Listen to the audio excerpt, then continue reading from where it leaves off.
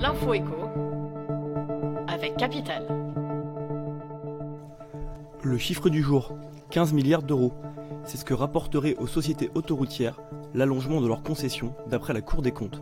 Dans un référé, la juridiction dénonce leur rente et la faiblesse de l'État au cours des négociations.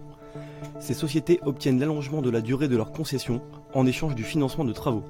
Pourtant, avec la loi Macron de 2015, ceux-ci vont être réglés via une hausse des tarifs des péages.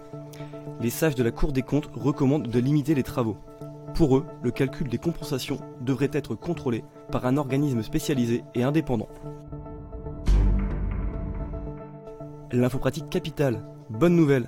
Après avoir vu sa fiscalité allégée en début d'année, le plan d'épargne en action voit ses conditions assouplies grâce à la loi Pacte.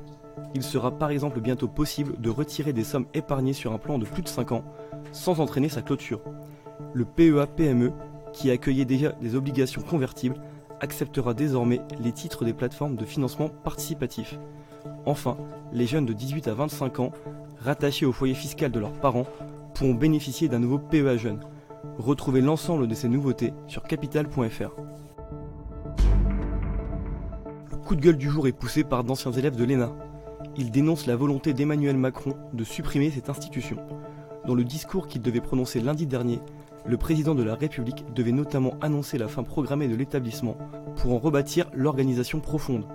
Pour ces anciens élèves, une réforme de l'école s'impose, mais pas sa disparition. S'ils défendent son concours d'entrée, symbole de la méritocratie républicaine, ils aimeraient voir le classement de sortie modifié. Reste à voir ce que le locataire de l'Élysée décidera finalement. Et on termine avec Notre-Dame de Paris. Les arnaques se multiplient autour des dons pour la reconstruction de la cathédrale. La Fondation du patrimoine a déposé une plainte pour escroquerie. Des internautes ont été contactés par mail ou par téléphone par des escrocs. Ils encourageaient à effectuer un don sur un site où l'identité de la fondation était usurpée. Retrouvez les conseils pour éviter ce genre d'arnaque et verser un don en toute sécurité pour Notre-Dame sur capital.fr. C'était l'info écho avec Capital.